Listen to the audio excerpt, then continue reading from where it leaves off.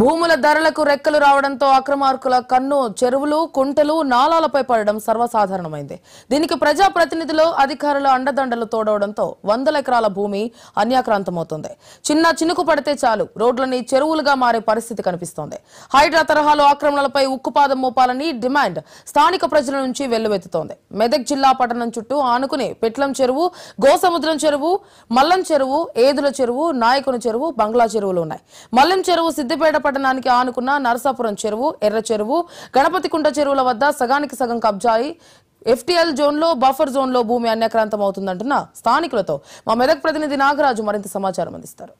మెదక్ జిల్లా వ్యాప్తంగా చెరువులు కుంటలు కబ్జా అయిపోతున్నాయి. జిల్లాల పునర్విభజన తర్వాత పట్టణాలు అభివృద్ధి కావడంతో ఇటు కబ్జాదారులు ఇటు ఎఫ్టీఎల్ భూములు బఫర్ జోన్లో కన్నేశారు. ఇలా ఎవరైతే ఎఫ్టీఎల్ భూములు ఉన్నాయో వాళ్ళకి కబ్జా చేసి ఇటు అమాయకులను కుచ్చుటోపి పెట్టి అమాయకుల అమ్మే ఎరగా ఆశలు చూపి వాళ్ళకు అమ్మే ప్రయత్నం చేశారు. ఇక ఇప్పటికే హైదరాబాద్ లో హైడ్రా మాదిరిగా కూడా ఇటు మెదక్ జిల్లాలో కూడా రావాలని స్థానికులు కోరుతున్నారు. ఇప్పటికే ఇటు సిద్దిపేటలో ఉన్న గణపతి కుంట కావచ్చు, ఎర్ర చెరువు కావచ్చు, నర్సాపూర్ చెరువు కావచ్చు, ఇప్పటికే అన్ని కబ్జా అయిపోతున్నాయి పలువురు ఆరోపిస్తున్నారు. ఇప్పటికే అంటే హైడ్రా మాదిరిగా కూడా రేవంత్ రెడ్డి ప్రభుత్వం సీరియస్ అవడంతో ఇప్పుడు సిద్దిపేట జిల్లాలో కూడా ఇటు మెదక్ జిల్లాలో కూడా హైడ్రా మాదిగా ఇటు మాకు కూడా హైడ్రా రావాలని కోరుతున్నారు. ముఖ్యంగా ఇటు సిద్దిపేటలో ఉన్న నర్సాపూర్ చెరువు కూడా గతంలో 62 ఎకరాల విస్తీర్ణం ఉంటే ఇప్పుడు 40 ఎకరాలకే అయింది. ఇప్పుడు ఎర్ర చెరువు కూడా కొన్ని ఎకరాలు ఉంటే ఇప్పటికి కూడా ఎకరాలు కబ్జా అని చెప్పొచ్చు. ఇక్కడ గణపతి కుంట కూడా కొన్ని 8 ఎకరాలు ఉండగా ఇటు బఫర్ జోన్ లో కూడా ఎఫ్టీఎల్ జోన్ లో కూడా అన్యాయంగా నిర్మాణాలు నిర్మించాలని ఇటు స్థానికులు ఆరోపిస్తున్నారు.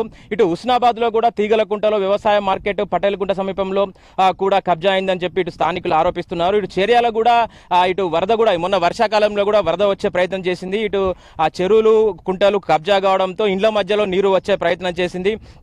ఇక ఇదే నేపథ్యంలో ఇటు సిద్దిపేటలో గణపతి కుంట కూడా బఫర్ జోన్ లో కట్టారంటూ ఇటు స్థానికులు ఆరోపిస్తున్నారు. మనతోటి స్థానికులు ఉన్నారు. అసలు ఏంటి వీళ్ళ డిమాండ్స్ ఏంటి, వీళ్ళకు ఇంతవరకు ఏం ఆక్రమణలు జరిగాయో మన స్థానికులు అడిగి తెలుసుకుందాం. సార్ చెప్పండి ఏంటి గణపతి కుంట కబ్జా అయింది, బఫర్ జోన్ లో నిర్మించారంటున్నారు, అసలు ఏంటి? యాక్చువల్గా సిద్దిపేటలో గణపతి కుంట ఒక ప్రసిద్ధిగాంచినటువంటి కుంట, వెనకటి నుంచి ఉన్నటువంటి కుంట ఇప్పుడు అన్యాక్రాంతం అవుతుంది. ఇటు ఎఫ్టీఎల్లో చెరువు లోపల ఎఫ్టీఎల్ బాగానే వాళ్ళు కొంతమంది కబ్జా గురి అయితే, కొంతమంది ఆ గురి కావడం వల్ల స్థానిక కౌన్సిలర్ వీరందరూ నాయకులు వచ్చేసి మొన్న దాన్ని డ్యామేజ్ చేయడం కూడా జరిగింది. అట్లాగే ఇంకా కొంతమంది కూడా వాళ్ళు ఆల్రెడీ సిద్ధం చేసుకుంటారు. కొంతమంది ఏమో ఇండ్లు కట్టుకుని ఉంటున్నారు. ఇండ్లు కట్టుకున్న వాళ్ళకు ప్రత్యామ్నాయం చూపించేసి వాళ్ళకి ఇక్కడ ఎఫ్టీఎల్ నుంచి తొలగించాలని కోరుకుంటున్నాం. అలాగే ఈ యొక్క కుంటను సుందరీకరణ చేసి ఈ యొక్క కట్టను మంచి మరమ్మతులు చేసి దీనికి విద్యుత్కరణ చేసి అట్లాగే దీనికి మెట్లు చేస్తే ఈ బతుకమ్మ వేయడానికి కానీ వినాయకులు వేయడానికి కానీ ఇది ఒక అవకాశం కలుగుతుంది. అట్లాగే కుంట వెనకాలన్నటువంటి ఏదైతే ఇక్కడ ఉన్నదో దానికి కొంతమంది బడా వ్యక్తులు దాన్ని వెంచర్ లాగా చేసి ఆ బఫర్ జోన్ లాగా వెంచర్ లాగా చేసి కట్టక ఆనుకొని వాళ్ళు సొంత భూమిలాగా ట్రీట్ చేసుకొని, సరే అది ఎంతవరకు సొంతం లేదు నామ్స్ ప్రకారం చేయకుండా వాళ్ళు దాన్ని ఎన్క్రోచ్ అవుతూ వీళ్ళకి రావడానికే కట్ట మీదకి రావడానికి దారి లేకుండా చేసినారు. ఏమనంటే మేము బతుకమ్మలు వేయడానికి ఇక్కడికి వస్తే మీ జాగ లేదు, ఇక్కడ రావద్దు కట్ట మీదకి అని చెప్పి బెదిరిస్తున్నారు. వాళ్ళ మీద చర్యలు తీసుకొని ఈ యొక్క కట్టకు దారి చేసే అవకాశం కల్పించాలి. రెండోది ఏంటంటే ఈ కట్టకు సుందరీకరణ కొరకు విద్యుద్దీకరణ చేయాలి. అట్లాగే దీనికి ఒకటి బతుకమ్మలు వేయడానికి కానీ గణపతులు వేయడానికి కానీ దీనికి రేలింగ్ చేసి ప్రమాదాలకు గురి కాకుండా వేయాలి.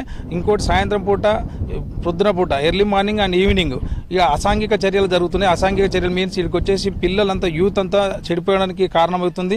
ఎందుకంటే ఇక్కడంతా గంజాయి తాగుతూ ఇక్కడ మత్తు మందుకు బానిసలవుతూ బీర్లు వాళ్ళు మందు లిక్కర్ తాగుతూ ఇక్కడ వాకింగ్ చేయడానికి వీలు లేకుండా సామాన్య జనాలు ఇక్కడైతే ఉన్న కాలనీ వాసులు కానీ మేము కానీ ఎవరన్నా సాయంత్రం పూట కానీ పొద్దున కానీ వాకింగ్ చేయడానికి వస్తే చాలా ఇబ్బందిగా ఉంది. అదొక తొలగించేసి దాని మీద చర్యలు తీసుకొని ఇక్కడ అటువంటి అసాంఘిక చర్యలు జరగకుండా చూడాలని కోరుతున్నాం.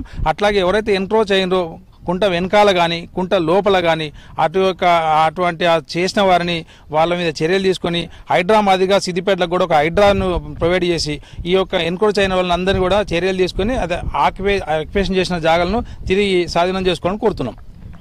మీరు చెప్పండి అసలు బఫర్ జోన్లో నిర్మాణాలు అయ్యా అంటారా? ఇక్కడ కనిపిస్తుంది బఫర్ జోన్. ఈ బఫర్ జోన్ నేను ఆల్రెడీ ఇక్కడ లోకల్ మున్సిపల్ కమిషనర్ ఇది ఇచ్చింది 6th ఈ నెల 6వ తారీఖు రోజు ఇచ్చిన కలెక్టర్ గారికి, తర్వాత మున్సిపల్ కమిషనర్ గారికి. మున్సిపల్ కమిషనర్ గారిని నేను 5th రోజు ఇక్కడికి తీసుకొచ్చిన. బఫర్ జోన్లో ఉన్న ఈ ఆక్యుపై చేసిన ఈ ప్లాట్లు చేసిన ల్యాండ్ అంతా చూయించిన ఇక్కడికి ఎట్లా రావాలి సార్, మమ్మల్ని బెదిరిస్తున్నారు, మా ఇక్కడ వచ్చి వాకింగ్ చేసే వాళ్ళని కానీ ఈ రోజు వచ్చే వాళ్ళని మా ప్లాట్లు ఇవి మీరు ఇక్కడ నడవడానికి వీల్లేదని బెదిరిస్తున్నారు. యాక్చువల్గా ఈ కుంట కింద ఉన్న బఫర్ జోన్ 30 మీటర్స్ 30 మీటర్లు ఉండాలి.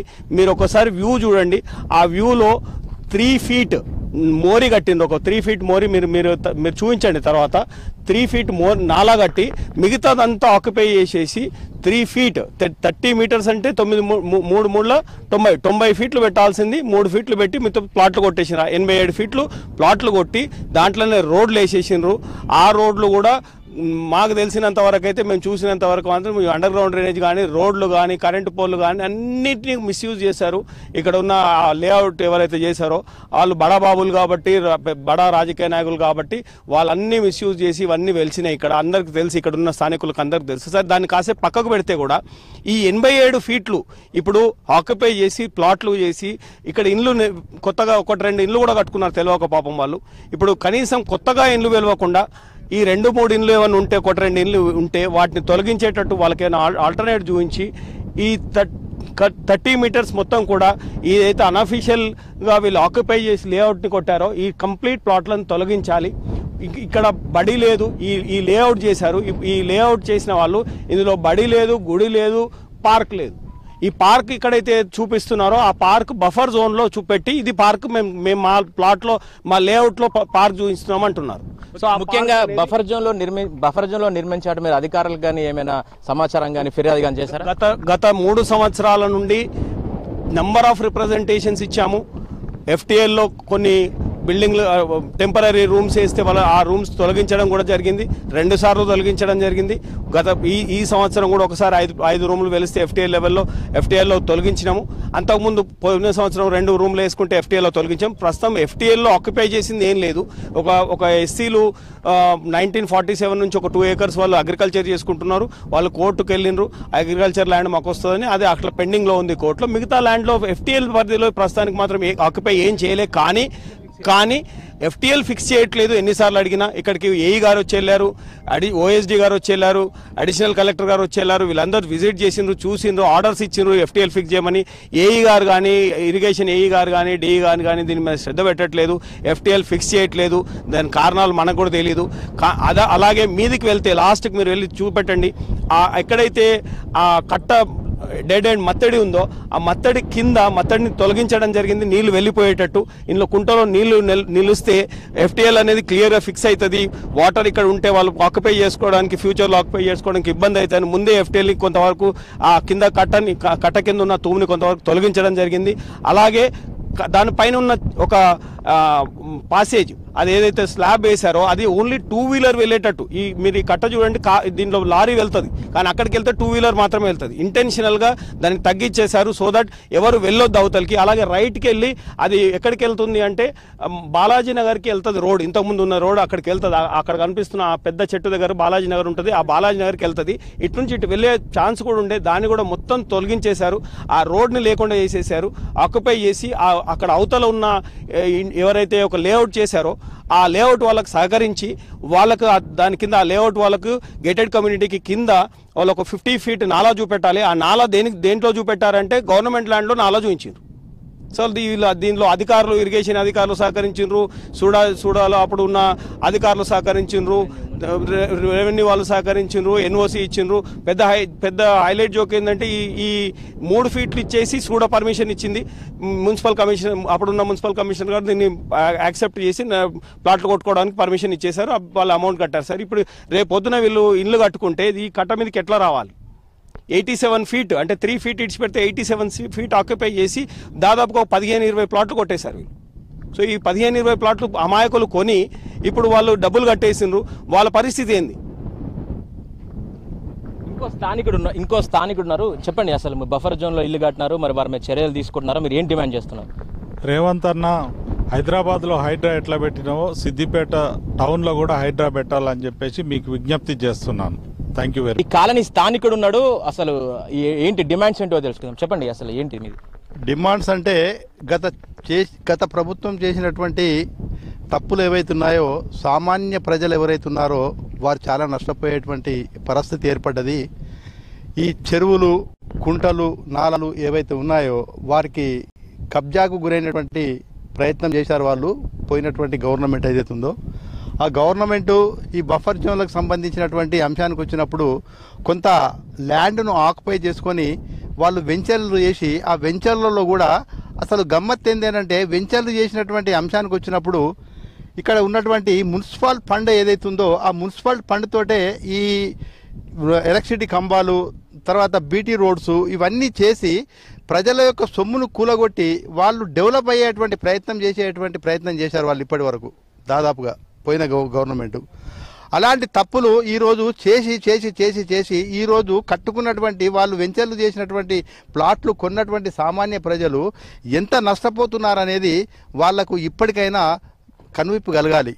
ఈ ఉన్నటువంటి గవర్నమెంట్ ఏదైతే ఉందో వాళ్లకు ఆ బంఫర్ జోన్లో కట్టినటువంటి వెంచర్లను కొన్నటువంటి సామాన్య ప్రజలు ఎవరైతే ఉన్నారో ఇప్పుడున్నటువంటి గవర్నమెంట్ ఏదైతే ఉందో ఆ యొక్క వెంచర్లు చేసినటువంటి వాళ్ళను ఎవరైతే ఉన్నారో వాళ్ళని కఠినంగా శిక్షించాలని చెప్పేసి, రెండవది ఏంటంటే ఆ వెంచర్లు చేసినటువంటి సుడా కానీ మున్సిపల్ కానీ ఎవరైనా కానీ కమిషనర్ కానీ సుడా చైర్మన్ కానీ ఎవరైనా కానీ అధికారులు ఎవరైతే ఉన్నారో వాళ్ళను పరిణామంలో తీసుకొని వాళ్ళని వెంటనే అరెస్ట్ చేసి వాళ్ళ మీద తగిన చర్యలు తీసుకోవాలని చెప్పేసి మేమందరం కూడా ఈ కాలనీ వాసులం అందరం కూడా మేము అడగదలుచుకున్నాము.